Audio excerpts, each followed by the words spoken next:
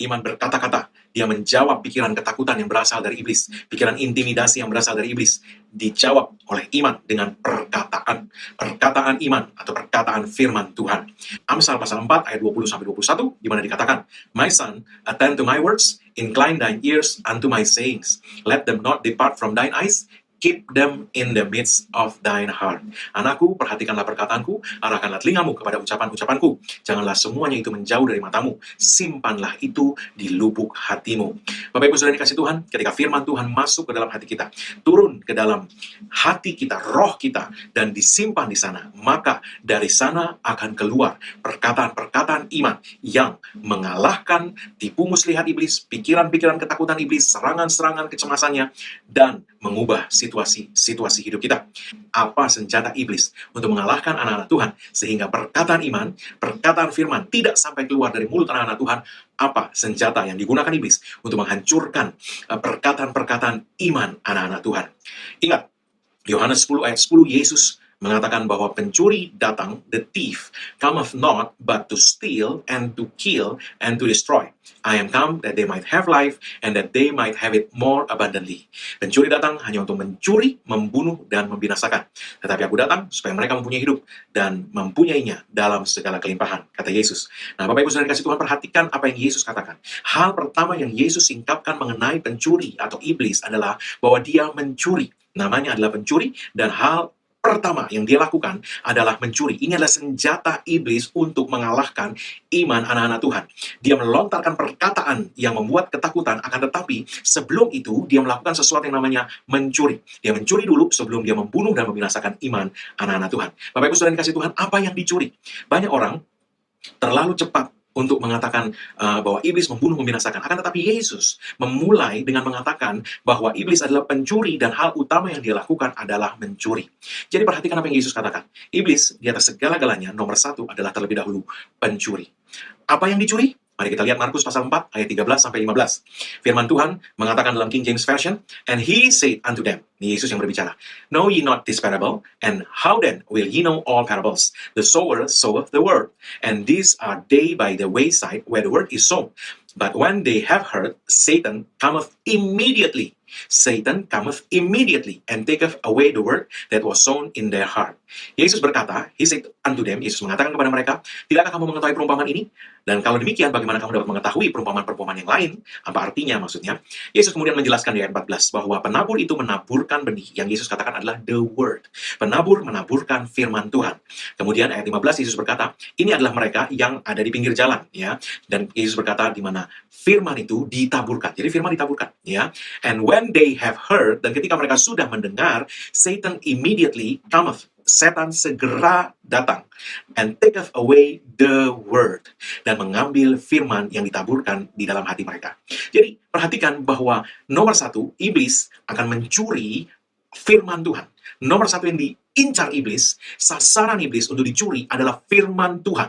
Bapak Ibu Saudara dikasih Tuhan, Yesus berkata bahwa pencuri datang untuk mencuri. Dan kemudian Yesus berkata, ketika firman sudah ditaburkan, Satan immediately come. Setan segera immediately come. Untuk apa? Taketh away the word. Ketika firman sudah ditaburkan, setan segera datang untuk mengambil atau mencuri firman that was sown in their heart, yang sudah ditaburkan di hati mereka. Jadi Bapak Ibu Saudara kasih Tuhan, ini yang diincar iblis. Ini yang menjadi sasaran iblis. Dia mau mencuri firman Tuhan dari hati anak-anak Tuhan. Perhatikan bahwa firman itu sudah ditaburkan, dan orang-orang itu sudah mendengar firman Tuhan, karena dikatakan firman itu ditaburkan di hati mereka. Jadi mereka sudah mendengar firman itu, akan tetapi dikatakan bahwa iblis segera datang untuk mencuri firman itu. Iblis tidak mau membiarkan firman itu lama-lama di dalam hati mereka. Dia mau segera mencuri firman itu. Dan kalau iblis bisa mencuri firman Tuhan dari hati anak-anak Tuhan, dia bisa mencuri segala sesuatu yang lain. Dia bisa mencuri dan kemudian membunuh dan membinasakan masa depan, impian, pekerjaan, dan lain sebagainya. Bapak Ibu Saudara yang kasih Tuhan, yang kita perlu perhatikan adalah iblis memberi prioritas untuk mencuri firman Tuhan. Jadi kita sebagai anak-anak Tuhan perlu memberi prioritas untuk memasukkan firman Tuhan ke dalam hati kita, yang kemudian dikatakan tadi di Amsal, dia masuk ke dalam hati kita, dia disimpan dalam hati kita, maka apa yang akan terjadi adalah perkataan-perkataan iman akan keluar dari mulut kita, karena meluap dari hati kita. Ingat Yesus berkata bahwa apa yang keluar dari mulut, meluap dari hati. Jadi kalau iblis bisa mencuri firman Tuhan, tidak ada perkataan firman yang akan meluap dari hati kita. Itu senjata iblis untuk mengalahkan anak-anak Tuhan dalam pertarungan iman. Sebelum dia melontarkan pikiran keraguan, kecemasan, dan sebagainya, dia akan berusaha terlebih dahulu nomor satu, immediately mencuri firman Tuhan. Jangan sampai firman Tuhan itu masuk ke dalam hati. Kalaupun sempat dengar, segera dicuri supaya jangan sampai masuk, berakar, tertanam di dalam hati anak-anak Tuhan. Bapak Ibu Saudara yang kasih Tuhan, Yesus berkata di dalam ayat 15 Markus pasal 4 tadi, "And these are they by the wayside, where the word is sown, but when they have heard, Satan cometh immediately and taketh away the word that was sown in their heart." Jadi sudah mendengar, tapi setan segera datang untuk mencuri. Jadi firman Tuhan itu sudah ditaburkan dan dia masuk ke dalam hati. Akan tetapi iblis dapat mencurinya. Kenapa? Karena ayat 16-17 kemudian menjelaskan, ya, di pinggir jalan tadi dikatakan orang yang menerima yang pertama di pinggir jalan itu bicara, ya, bahwa firman tidak menjadi prioritas dalam hidup mereka. Ini hanya sesuatu yang di pinggir jalan, bukan sesuatu yang utama, bukan sesuatu yang menjadi jalan kehidupan mereka. Yesus berkata, "Akulah jalan." Dan Yohanes 1 ayat 1, 2, 3 mengatakan bahwa Yesus adalah sang firman yang hidup, yang menjelma menjadi manusia. Jadi firman Tuhan seharusnya menjadi jalan hidup kita, bukan kita jadikan hanya sesuatu yang kita berdiri di pinggirnya, tidak kita utamakan dalam hidup kita. Bapak Ibu Saudara kasih Tuhan, dikatakan di dalam Markus pasal 4 ayat 16 dan 17. Kemudian, "And these are they likewise which are sown on stony ground, who when they have heard the word immediately receive it with gladness." Ini adalah mereka yang ditaburkan firman adalah seperti orang-orang yang seperti, ya, tanah yang berbatu-batu. Mereka ditaburkan firman Tuhan, benih ditaburkan, tapi ditaburkan di tanah yang berbatu-batu, kata Yesus. Seperti apa orang-orang ini? Who when they have heard the word immediately receive it with gladness. Jadi orang-orang ini ketika mereka sudah mendengar firman Tuhan, mereka segera menerima dengan sukacita. Mereka terima, mereka tidak menolak. Ayat 17, "And have no root in themselves." Nah, ini dia. Tapi tidak berakar. Kadang-kadang kita hanya dengar dan kita merasa tahu, tapi tidak memberi waktu untuk merenungkan. Memperkatakan lagi kepada diri kita sendiri. Merenungkan, membiarkan itu masuk ke dalam hati kita. Janganlah itu semua menjauh dari matamu, simpanlah di dalam lubuk hatimu, kata kitab Amsal tadi. Sehingga dia menjadi akar di dalam hati kita, dan dia menjadi kuat bertumbuh di dalam hati kita. Nah, orang-orang yang tidak berakar ini dikatakan apa? "And so endure but for a time." Sehingga mereka hanya bertahan sebentar saja. "Afterward when affliction or persecution ariseth for the word's sake, immediately they are offended." Jadi karena tidak berakar dikatakan apa? Mereka hanya bertahan sebentar saja. Sampai kapan? Affliction or persecution, penindasan, ariseth for the word's sake. Penindasan itu terjadi karena firman itu, for the word's sake. Jadi karena firman itu artinya ada sesuatu yang kemudian situasi atau apapun yang dicoba oleh iblis, dilontarkan serangan yang menyerang ke arah firman itu. Artinya apa? Dia mencoba membuat situasi-situasi kelihatan bertentangan dengan apa yang dikatakan firman. Kita terima firman, tapi kelihatannya kok yang terjadi dalam hidup kita kebalikan dari firman itu. Itu yang dikatakan penindasan karena firman itu. Jadi ada sesuatu yang spesifik. Penindasan itu tidak hanya secara penindasan secara umum, tidak. Tapi dia fokus kepada firman yang baru ditaburkan tadi. Anda mendengar firman tentang terobosan ekonomi, maka Anda kemungkinan akan melihat situasi yang kebalikan daripada itu di dalam hidup Anda. Kenapa firman tentang terobosan ekonomi, tapi yang saya lihat malah sepertinya kesulitan dan sebagainya. Itu yang terjadi. Sehingga dikatakan immediately, karena mereka tidak berakar, mereka lihat situasi yang dilontarkan, yang dilancarkan iblis, dipakai iblis untuk memperlihatkan situasi yang bertentangan dengan firman yang mereka baru terima, baru dengar, dan mereka tidak bertahan. Mereka tahan sebentar saja. Mereka menjadi offended, mereka menjadi tersinggung, mereka menjadi bahasa Indonesia pakai kata murtad, tapi bahasa Inggris itu offended. Offended itu tersinggung. Dia artinya dia menjadi nggak bisa terima, kok jadi begini, kata firman Tuhan, nggak benar. Berarti firman Tuhan ini, ya, hati kecilnya tanpa sadar, itu yang disasar iblis. Hati kecilnya berkata, berarti firman Tuhan nggak terjadi nih. Itu yang iblis pakai sebagai senjata. Jadi perhatikan bahwa firman Tuhan mengatakan persecution, penindasan, itu tidak terjadi untuk mengajar kita sesuatu. Ya, kalau sesuatu terjadi, kita bisa belajar dari itu. Ya. Tapi penindasan, firman Tuhan, Yesus Kristus mengatakan, itu terjadi for the word's sake. Itu terjadi karena iblis mau menggunakan itu untuk mencuri firman dari hati kita, supaya firman itu tidak sampai berakar dalam hati kita, tidak sampai menjadi kuat dalam hati kita, tapi sudah segera bisa dicabut oleh iblis, sehingga lenyap dari hati kita. Bapak Ibu Saudara yang kasih Tuhan, inilah senjata yang iblis lancarkan, yang kita perlu waspadai. Bapak Ibu Saudara yang kasih Tuhan, penindasan karena firman. Karena iblis berusaha mencuri firman Tuhan dari hati kita. Dia mau membuat kita melepaskan firman itu, menganggap firman itu tidak benar, atau kelihatannya nggak terjadi. Berarti kayaknya nggak sih, firmannya berarti nggak terjadi seperti yang dikatakan oleh firman Tuhan yang diberitakan minggu lalu, dan sebagainya, dan sebagainya. Jangan biarkan iblis berhasil dengan senjatanya itu. Ingat, kitab Yakobus berkata, lawanlah iblis, Bagaimana kita melawannya? Dengan memegang firman Tuhan. Amsal tadi berkata apa? Simpanlah itu di lubuk hatimu. Gimana? Jangan biarkan itu menjauh dari matamu. Arahkanlah telingamu kepada ucapan-ucapanku. Perhatikanlah perkataanku. Beri perhatian terus kepada firman Tuhan. Jangan biarkan itu menjauh dari matamu. Simpan itu di lubuk hatimu. Jangan lepaskan. Lawanlah iblis, maka dia akan lari daripadamu. Bapak Ibu saudara yang kasih Tuhan, ketika iblis berusaha membuat kita berpikir bahwa firman Tuhan tidak bekerja, dia menyerang dengan pikiran-pikiran keraguan dan kecemasan. Kita perlu terus menjawab pikiran-pikiran tersebut dengan perkataan iman. Dan terus memasukkan firman Tuhan ke dalam hati kita, sehingga selalu ada firman yang akan meluap keluar dari mulut kita untuk menjawab pikiran-pikiran ketakutan dan keraguan dari iblis. Bertahan. Yesus tadi berkata bertahan sebentar saja. Jangan bertahan sebentar saja. Bertahan terus. Lawanlah iblis. Kenapa? Karena firman Tuhan sudah menjamin. He will flee from you. Dia akan lari daripadamu. Haleluya. Markus pasal 4 ayat 18-19 kita lanjutkan. And these are they which are sown among thorns. Dan ini adalah mereka yang benih yang ditanam di antara duri, ya, di antara semak belukar. Such as hear the word, mereka mendengar firman Tuhan, dengar firman Tuhan. Tapi, and the cares of this world, kekhawatiran dunia ini, and the deceitfulness of riches, tipu daya kekayaan, dan and the lust of other things, dan hawa nafsu keinginan akan hal-hal lain, entering in, mulai masuk, choke the word, ya, menghimpit firman itu, and it become unfruitful, sehingga firman itu menjadi tidak berbuah. Jadi, perhatikan kata entering in. Jadi dia tidak bisa serta-merta masuk. Dia mencoba masuk, entering in, dan kalau dibiarkan, ya, entering in itu present continuous. Berarti dia terus-menerus berusaha untuk masuk. Tapi kalau dia tidak bisa masuk, artinya kita endure tadi, kita bertahan tadi, maka dia tidak bisa masuk ke dalam hati kita. Jangan biarkan kekhawatiran dunia ini, tipu daya kekayaan, dan hawa nafsu dan hal-hal yang lain masuk ke dalam untuk menghimpit firman. Artinya, jangan biarkan kekhawatiran mengambil tempat dalam hati kita. Ya, lawanlah itu dengan perkataan-perkataan iman, sehingga dia tidak bisa mengambil tempat di dalam hati kita, sehingga dia tidak bisa menghimpit firman, tetapi seluruh hati kita terus terisi dengan firman, terus penuh dengan firman. Tidak ada ruangan dalam hati kita yang diisi dengan ketakutan atau keraguan atau kecemasan atau kekhawatiran, sehingga dia tidak bisa masuk dan menghimpit firman itu. Kalau dia tidak bisa menghimpit firman itu, maka dikatakan bahwa kalau berhasil dihimpit, dia menjadi unfruitful, tidak bisa berbuah, tidak subur. Berarti kalau tidak bisa dihimpit, dia pasti berbuah, pasti menghasilkan. Haleluya. Bapak Ibu saudara yang kasih Tuhan. Jadi, perhatikan bahwa setiap orang memiliki kesempatan untuk mendengar. Baik yang di pinggir jalan, baik yang dilambangkan sebagai tanah yang berbatu, maupun yang seperti ditaburkan di antara semak belukar. Semua punya kesempatan yang sama untuk mendengarkan firman Tuhan. Akan tetapi, yang terjadi dalam hidup orang-orang ini itu berbeda-beda, ya. Yang hanya menganggap sekilas pinggir jalan saja, sekilas saja mendengar firman Tuhan, iblis dengan cepat dapat segera mencuri firman itu. Yang mendengar menerima dengan sukacita, tapi ketika serangan tipu muslihat iblis dilontarkan untuk membuat seolah-olah firman itu kelihatan tidak bekerja, mereka segera melepaskan firman itu, tidak bertahan, tidak berakar, ya. Mereka bisa segera juga dicuri firman Tuhan dari dalam hati mereka. Atau yang sudah sempat bertumbuh, tapi kemudian pelan-pelan entering in, masuk kekhawatiran, masuk kecemasan, pelan-pelan.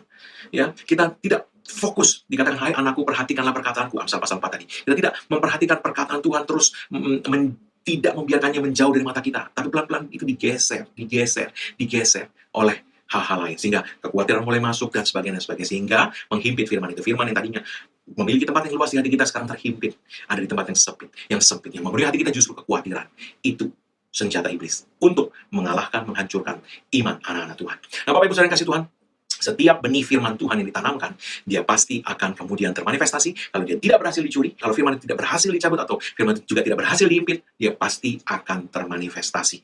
Awalnya, ya, karena dia benih, dia seperti tidak terjadi apa-apa. Ini yang kita mesti perhatikan.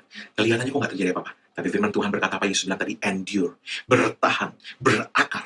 Karena kemudian dia pasti akan berbuah. Jangan berhenti berkata-kata, memperkatakan firman iman. Terus berkata-kata, terus masukkan firman, bertahan, berakar. Karena dia pasti akan berbuah. Bapak Ibu saudara yang kasih Tuhan, tidak langsung kelihatan karena namanya benih. Dia masuk ke tanah, dia tidak kelihatan, dia tumbuh dulu akarnya dan seterusnya. Tapi dia pasti berbuah. Markus pasal 4 ayat 23, ya.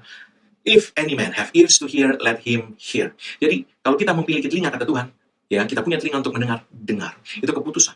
Ya, kita perlu memutuskan untuk saya memberi perhatian. Hai anakku, perhatikanlah. Putuskan untuk memberi perhatian kepada firman Tuhan. Kalau kita membuat keputusan untuk memberi perhatian, Anda akan dengan mudah digeser. Sehingga menjadi akhirnya firman Tuhan itu seperti orang di pinggir jalan saja buat Anda. Bapak Ibu saudara yang kasih Tuhan, Markus 4 ayat 24-25 mengatakan, and he said, Yesus berkata kepada mereka, he said unto them, take heed what ye hear, with what measure ye meet, it shall be measured to you, and unto You that hear shall more be given, for he that hath, to him shall be given. And he that hath not, from him shall be taken, even that which he had. Jadi perhatikan apa yang kamu dengar, sebab dengan ukuran apa kamu mengukur, itulah yang akan diukurkan kepadamu. Ini mengukur apa? Perhatikan konteksnya, Yesus bilang, perhatikan apa yang kamu dengar. Berarti, yang diukur itu adalah yang kamu dengar. Kita mengukur apa yang kita dengar. Nah, yang kita dengar apa? Yesus sedang bicara tentang firman Allah. Benih itu adalah firman. Firman itu ditaburkan. Nah, jadi dengan kata ini bicara bahwa kita perlu memperhatikan, take heed, perhatikan apa yang kamu dengar. Kita perlu perhatikan apa yang kita dengar. Kenapa? Kenapa kita perlu perhatikan? Karena dengan ukuran apa kita mengukur, itu yang kemudian akan diukurkan kepada kita. Artinya, ketika kita dengar, kalau kita memberi ukuran yang besar kepada firman Tuhan, maka kita juga akan mendapat hasil yang besar sebagai buah dari firman itu, bertumbuh di dalam hati kita, berakar dalam hati kita. Tapi kalau kita beri ukuran yang kecil saja seperti di pinggir jalan tadi, dia hanya akan menghasilkan hasil yang kecil. Ya, seperti Anda tanam benih ya di sepetak tanah kecil dengan Anda tanam benih yang sama-sama baik, sama-sama berkualitas di tanah yang besar. Tentu hasilnya akan beda. Di tanah yang luas di hatimu, Anda biarkan firman itu masuk. Firman Tuhan itu dikatakan adalah benih yang tidak bisa rusak, tidak bisa binasa, benih yang kekal. Anda biarkan masuk ke dalam hati Anda, menempati tempat yang kecil. Atau ada orang lain yang memberikan seluruh hatinya, seluas-luasnya untuk ditumbuhi oleh benih firman Tuhan. Tentu hasilnya akan beda. Jadi ukuran apa yang kita ukurkan, kita akan melihat hasil yang sebagaimana yang kita ukurkan tadi. It shall, with what measure ye meet, it shall be measured to you. Dengan ukuran apa kau mengukur, itu akan kemudian diukurkan kepadamu. Artinya sebesar apa ukuran yang kita berikan kepada firman Tuhan, sebesar itu juga akan diukurkan kepada kita. Ya, kemudian Yesus menjelaskan kepada yang punya, yang mempunyai ukuran itu tadi akan ditambah. Tapi yang tidak punya, yang ukurannya kecil, yang bahkan tidak punya, bahkan yang ada pada dia pun akan diambil. Kenapa? Karena iblis mencuri firman itu. Sehingga kalau iblis mencuri firman itu, bahkan semua yang lain akan bisa ikut kemudian dicuri oleh iblis. Jadi perhatikan, ukuran itu seperti apa? Ukuran ini sebenarnya ini bicara praktek iman kita, mempercayai Tuhan dan perkataannya.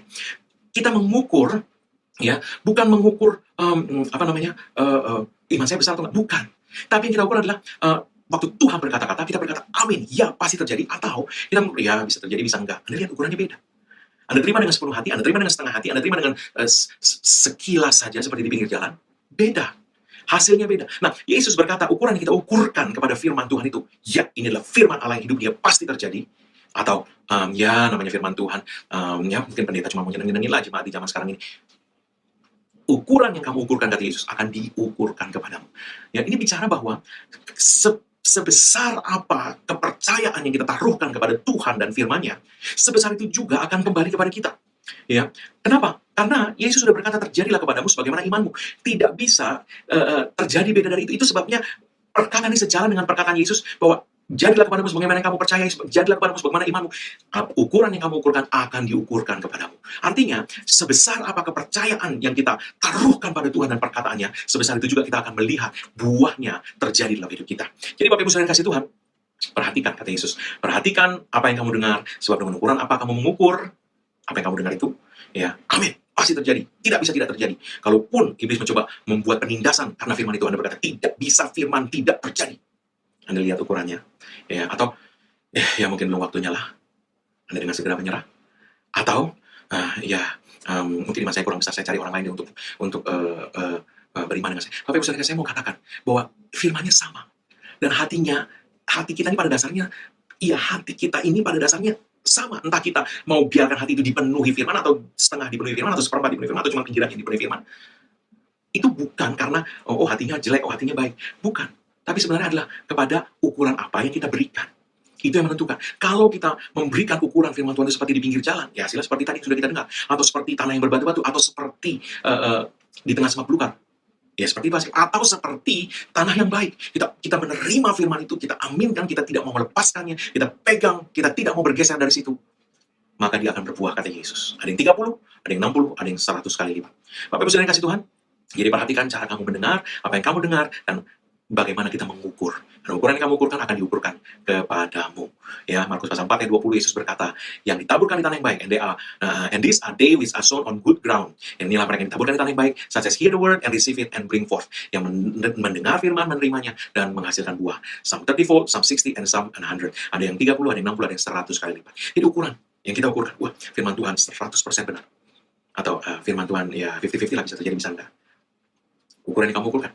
Sehingga dia akan berbuah. Ukuran yang kamu ukurkan akan berbuah buat Anda. Ada yang 30, 60, 100 kali lipat. Bapak Ibu saudara yang kasih Tuhan, ukuran apa yang Anda ukurkan?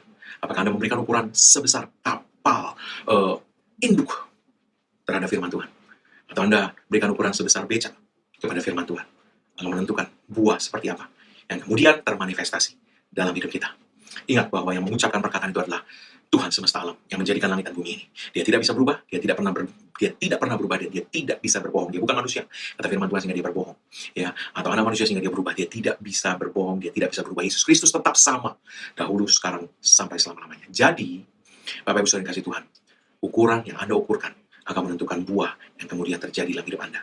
Saya ingat satu peristiwa di mana anak-anak, di mana orang-orang Israel, ya, umat Tuhan pada waktu itu, mereka baru keluar dari Mesir, kemudian mereka melihat, ya, pengintai mereka melihat tanah perjanjian, melihat ini memang tanah yang luar biasa baik, tapi negeri ini penuh dengan raksasa, kota-kota batu dan sebagainya. Dan apa yang terjadi? Laporan itu membuat orang Israel itu menjadi kehilangan iman, ya, dan dikatakan bahwa ketika mereka kehilangan iman, mereka mulai bersungut-sungut kepada Tuhan, ya, dan mereka mulai berkata, kenapa Tuhan bawa kita keluar dari Mesir, lebih baik kita tetap di Mesir, mati di Mesir, dan seterusnya. Bapak Ibu Saudara yang kasih Tuhan, perkataan ini keluar karena iman mereka sudah berhasil dirontokkan oleh iblis dengan perkataan kekhawatiran, kecemasan, ketakutan. Lihat tuh raksasa, nggak mungkin kamu bisa mengalahkan. Sementara ada dua orang, Yosua dan Kaleb, yang menerima perkataan Tuhan apa adanya. Tuhan sudah berkata, kita akan masuk tanah perjanjian, kita pasti akan masuk dalam tanah perjanjian, hanya jangan memberontak pada Tuhan, kata Yosua dan Kaleb. Anda lihat bahwa pada akhirnya hanya Yosua dan Kaleb yang masuk ke dalam tanah perjanjian. Kenapa? Karena mereka tidak melepaskan perkataan firman Tuhan. Mereka menaruh ukuran yang sangat besar kepada firman Tuhan. Akhirnya mereka menikmati buahnya. Bapak Ibu Saudara yang kasih Tuhan, sebagaimana kita mengukur, demikian juga akan diukurkan kepada kita. Orang Israel, pada waktu mereka mendengar laporan mengenai tanah perjanjian, dipenuhi dengan kota-kota berkubu dan raksasa-raksasa, ya, Bilangan pasal 13 ayat 33 mengatakan bahwa mereka, ya, yang melihat, para pengintai yang melihat, itu mengatakan, and there we saw the giants, the son of Anak, which come of the giants. Dan kami melihat para raksasa, orang-orang keturunan Enak, orang-orang Enak, ya, bahasa Indonesianya, yang adalah keturunan raksasa, and we were in our own sights. Dan kami, di dalam pandangan kami sendiri, as grasshoppers, hanya belalang. Dan demikian juga kami di hadapan mereka. Jadi Bapak Ibu Saudara yang kasih Tuhan, ukuran yang kita ukurkan kepada diri kita sendiri, ya, ukuran yang kita ukurkan kepada perkataan firman Tuhan, ya, bagaimana kita melihat firman Tuhan, bagaimana kita melihat diri kita di dalam firman Tuhan. Kamu lebih dari pemenang. Oh ya, itu cuma untuk hamba Tuhan. Oh ya, itu untuk para raksasa iman, untuk para pahlawan iman. Kalau saya masih cuma jemaat biasa. Ukuran yang kamu ukurkan, dikatakan musuhmu melihat seperti kamu melihat. Orang-orang ini, para pengintai melihat diri mereka seperti belalang, maka mereka, para raksasa pun melihat mereka seperti belalang. Tapi Yosua dan Kaleb tidak mau memandang diri mereka seperti belalang. Mereka berkata apa? Kalau Tuhan berkata bahwa dia menyerahkan tanah perjanjian kepada kita, dia pasti akan melakukannya. Dan kemudian mereka berkata, bangsa Enak ini, mereka hanya makanan roti, bread, dalam bahasa Inggris dikatakan roti bagi kita. Dan apa yang terjadi buat Yosua dan Kaleb? Mereka memang hanya roti. Tapi buat para pengintai dan orang-orang Israel yang memperhatikan perkataan pengintai-pengintai itu, jadilah mereka belalang di hadapan raksasa-raksasa itu. Yosua dan Kaleb menelan habis raksasa-raksasa itu dan menang dalam pertempuran demi pertempuran, merebut tanah perjanjian. Sementara orang-orang Israel yang memandang dirinya seperti belalang, yang menaruh ukuran sangat kecil kepada perkataan firman Tuhan, dan menaruh ukuran sangat besar kepada apa yang kelihatan oleh mata mereka, jadilah mereka belalang di hadapan raksasa-raksasa itu, dan mereka dihancurkan. Jadi, Bapak Ibu Saudara yang kasih Tuhan, ukuran yang kamu ukurkan akan diukurkan kepadamu. Ukurlah firman Tuhan sebesar-besarnya. Ya, kita lihat Daud pernah berkata dalam Mazmur 23 ayat yang keempat, Yea, though I walk through the valley of the shadow of death, I will fear no evil, for thou art with me. Thy rod and thy staff, they comfort me. Sekalipun aku berjalan melalui lembah kekelaman, aku tidak takut bahaya, sebab engkau besertaku. Sebab engkau besertaku. Dengan kata lain, Daud berkata, dia memandang Tuhan is the biggest. Tuhan itu yang terbesar. Sekalipun aku berjalan melalui lembah kekelaman, aku tidak takut bahaya. Kenapa? Raksasa yang terbesar yang ada di tempat ini adalah Tuhan. Raksasa mana bisa lebih besar dari Tuhan? Itu sebabnya minggu lalu kita melihat bahwa Goliat tumbang ketika Daud berkata, Tuhan menyerahkan kamu ke dalam tangan kami. Raksasa yang terbesar yang ada di tempat ini adalah Tuhan, bukan kamu, Goliat. Tuhan menyerahkan kamu ke dalam tanganku, kata Daud. Dan hari itu Goliat tumbang di hadapan Daud karena iman. Bapak Ibu Saudara yang kasih Tuhan, senjata iblis adalah untuk mencuri terlebih dahulu secepat-cepatnya firman Tuhan dari hidup Anda. Sebab kalau firman itu berhasil dicuri, maka segala yang lain pun akan dapat dengan mudah dia curi. Tidak ada pertahanan. Kenapa? Karena pertahanan yang kita miliki dikatakan adalah perisai iman. Nah, kalau dia sudah curi firmannya, sedang iman timbul dari pendengaran firman Tuhan, dan firman itu dicuri iblis, mana perisai imannya? Tidak ada perisai iman lagi untuk bertahan. Berarti dia dapat mencuri segala yang lain. Perhatikan apa yang firman Tuhan ini katakan. Bapak Ibu Saudara kasih Tuhan, bagaimana Anda mengukur firman Tuhan, demikian juga akan diukurkan kepadamu. Sebab, apa tadi? Ini adalah refleksi. Ya, ukuran yang Anda ukurkan kepada firman Tuhan adalah cerminan dari iman Anda sebenarnya. Ya, dan semakin besar ukuran yang Anda berikan kepada firman Allah sebenarnya, ya, semakin besar sebenarnya imanmu. Ya, nah, bagaimana kita melihat? Ya, bukan dengan, iman saya besar, saya nggak pernah, saya orang yang nggak tahu takut, bukan. Tapi penghargaan sebesar apa yang kita berikan kepada firman Tuhan, itu yang menentukan sebesar apa sebenarnya iman kita. Penghormatan kita ketika Tuhan berkata, oleh bilur-bilur Yesus kamu sudah sembuh. Tapi kayaknya masih sakit nih Tuhan, tapi kayaknya masih berasa. Atau, ya amin, memang saya sudah sembuh. Ya, iman itu berjalan di depan. Dia mengikuti Tuhan. Ya, iman berjalan menerobos di tengah kerumunan orang banyak, menjamah jubah Yesus dan sembuh. Itu iman. Bapak Ibu saudara kasih Tuhan, kenapa perempuan sakit pendarahan 12 tahun menerobos kerumunan orang banyak untuk menjamah jubah Yesus? Sebab katanya asal ku jamah saja jubahnya, aku sembuh. Itu ukuran yang dia berikan kepada perkataan firman Tuhan, bahwa Yesus berjalan keliling, berbuat baik, menyembuhkan semua yang dikuasai iblis. Bapak Ibu saudara yang kasih Tuhan, ukuran apa yang kita berikan kepada firman Allah? Mari kita renungkan itu kembali hari ini, supaya jangan sampai kita menjadi seperti orang-orang Israel ketika mereka memandang diri mereka hanya seperti belalang. Kenapa? Mereka tidak memberikan ukuran penghargaan yang besar kepada firman Tuhan, pada janji Tuhan.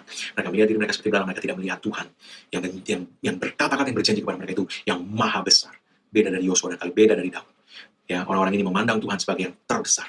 Ya, mereka melihat Tuhan sebagai yang paling besar, paling kuat, paling mampu. Maka kita melihat bahwa itulah yang kemudian terjadi. Bapak Ibu saudara kasih Tuhan, saya tutup dengan ini. Ketika firman Tuhan ditaburkan, sekali lagi saya mau katakan, Anda belum melihat apa-apa. Ya, bahkan yang mungkin kelihatan adalah apa yang iblis coba lakukan, ya tunjukkan situasi yang kebalikannya. Ya, tapi Anda bertahan, berakar, masukkan terus firman, beri firman tempat yang suka-suka dalam hatimu. Ya, ukur firman itu sebagai yang terbesar, yang tidak ada yang bisa menandingi firman Tuhan itu. Ya, maka firman itu akan berbuah. Awalnya memang dia tidak kelihatan. Ya, saya tutup dengan Markus pasal 4 ayat 26 sampai 29. And he said, Yesus berkata, so is the kingdom of God, as if a man should cast seed into the ground. Demikianlah, seperti inilah kerajaan Tuhan. Seperti orang yang menaburkan benih ke tanah. Into the ground, ke dalam tanah. And should sleep and rise night and day. Dia tidur dan bangun malam dan pagi dan malam. Ya, bangun, tidur, bangun, ya. And the seed should spring and grow up, he know not how. Jadi benih itu akan bertumbuh, ya, tapi dia tidak tahu bagaimana caranya. Ya, sebab bumi yang memberikan pertumbuhan, the earth bring forth the fruit of herself. First the blade, jadi yang mulai muncul itu tunasnya, ya, kemudian daunnya, after that the full corn in the ear, dan kemudian buahnya, ya. Dan when the fruit is brought forth, ketika buahnya sudah matang, immediately he put in the sickle because the harvest is come. Segera dia menyabit karena musim penuaian sudah tiba. Jadi yang Yesus mau katakan, pada waktu Anda mulai menaburkan benih, Anda mulai memperkatakan firman, Anda tidak diam kepada serangan pikiran ketakutan, Anda jawab dengan perkataan firman iman. Maka apa yang terjadi, yang mula-mula Anda lihat itu seperti nggak ada apa-apa, seperti nggak terjadi apa-apa. Tapi Yesus berkata bahwa setiap kali firman itu ditaburkan, dia pasti berbuah. Memang mula-mula nggak kelihatan karena dia masuk ke dalam tanah. Tapi kemudian dia akan mulai muncul sedikit. Ya, dia akan mulai muncul sedikit, ya, tunasnya, kemudian mulai bertumbuh, dan seterusnya sampai tiba musim menuai. Ya, banyak orang tidak melihat penuaian, kenapa? Karena belum tiba musim menuai, mereka sudah melepaskan benih itu, dicuri oleh iblis. Mereka tidak bertahan, tidak berakar, tahan sebentar saja, yang membiarkan firman itu dihimpit sehingga tidak berbuah. Ya, kita sudah melihat hari ini, itu senjata yang dipakai iblis. Ya, Anda sudah mengenal tipu muslihat, senjata iblis yang dia pakai untuk mengalahkan anak-anak Tuhan dalam pertarungan iman. Jangan biarkan tipu muslihatnya, senjatanya, berhasil lagi terhadap Anda. Anda lebih dari pemenang, karena Kristus Yesus sudah memenangkan segalanya bagi Anda. Pertarungan kita hanya pertarungan iman. Pertarungan untuk memegang terus firman Tuhan, menaruh ukuran, mengukurkan yang terbesar kepada firman Tuhan. Kenapa? Karena kita memandang dia yang berfirman adalah setia. Bahwa dialah raksasa terbesar yang ada di tengah-tengah masalah dan peperangan kita. Yesuslah yang terbesar di lembah kekelaman ini. Raksasa terbesar di tempat ini adalah Yesus Kristus. Ukuran yang Anda ukurkan akan diukurkan kepadamu. Saya berdoa, kemenangan iman itu sudah dipastikan oleh Tuhan menjadi milik kita. Oleh sebab itu doa saya, tidak seorang pun melepaskan kepercayaannya, tidak seorang pun membiarkan benih firman Tuhan dicuri dari hidupnya, tapi semua berdiri teguh memegang firman Tuhan dan tidak melepaskannya sampai firman Tuhan ini tadi berkata, Yesus berkata, sampai tiba musim menuai. Mukjizatmu terjadi, impianmu terjadi, apa yang kau harapkan terjadi, semua firman yang kau pegang, semua digenapi di dalam nama Yesus. Amin. Haleluya.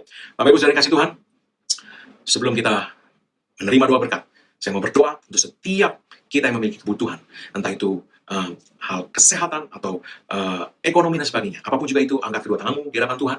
Di dalam nama Yesus, setiap sakit penyakit, roh kuasa sakit penyakit dihancurkan dari setiap anak-anak Tuhan, dari setiap orang yang mendengarkan pemberitaan firman iman ini. Di dalam nama Yesus. Dan dalam nama Yesus, aku perkatakan kesehatan sempurna, pemulihan sempurna di dalam nama Yesus. Dengan panjang umur Tuhan mengenyangkan kau, dan Tuhan memperlihatkan padamu keselamatan daripadanya dalam nama Yesus. Dan Allahku menyediakan segala kebutuhan, menurut kekayaan dan kemuliaan dalam Kristus Yesus. Oleh sebab itu aku memperkatakan di dalam nama Yesus bahwa setiap kebutuhan dipenuhi oleh Tuhan. Dia dengan supply supernatural Tuhan, tidak menurut sumber daya manusia, tetapi menurut kekayaan dan kemuliaan Tuhan di sorga, di dalam nama Yesus. Iblis, lepaskan segala cengkramanmu atas keuangan anak-anak Tuhan dalam nama Yesus. Dan malaikat-malaikat Tuhan, kumpulkan dan bawa setiap berkat keuangan yang adalah milik anak-anak Tuhan ini ke dalam hidup mereka, sampai kepada mereka dalam nama Yesus. Amin. Kita akan menerima berkat dari Tuhan. Oleh sebab itu, mari angkat kedua tangan Anda, arahkan kepada Tuhan dalam nama Yesus. Karena apa Yesus Kristus sudah kerjakan bagi kita di kayu salib, karena curah darahnya, karena penebusan yang sempurna, maka sekarang tidak ada lagi penghukuman bagi setiap orang yang ada dalam Kristus Yesus. Engkau telah ditebus, haknya telah dibayar lunas. Oleh sebab itu semua kutuk tidak berlaku lagi dalam hidupmu. Yang ada hanyalah berkat Tuhan tercurah berlimpah-limpah memberkati kau dalam segala hal. Oleh berkat Tuhan itu kau naik terus, tidak turun, kau jadi kepala bukan ekor. Dalam Yesus tanganmu dibuat Tuhan berhasil. Dengan panjang umur Tuhan mengenyangkan kau, dan Tuhan memperlihatkan padamu keselamatan daripadanya. Umurmu minimal 120 tahun, dan dipenuhi dengan hari-hari yang baik dari Tuhan. Dalam nama Yesus, tidak ada yang jahat yang mendekat kepadamu. Tidak ada tulah mendekat kepada kemah kediamanmu. Sebab tempat perlindunganmu dan kubu pertahananmu, Allahmu yang kau percayai. Dalam nama Yesus, tidak ada celaka, tidak ada malapetaka, tidak ada pandemi mendekat kepadamu. Tuhan memelihara engkau, seisi rumahmu, keluar masukmu, sekarang sampai selama-lamanya. Dalam nama Yesus. Amin.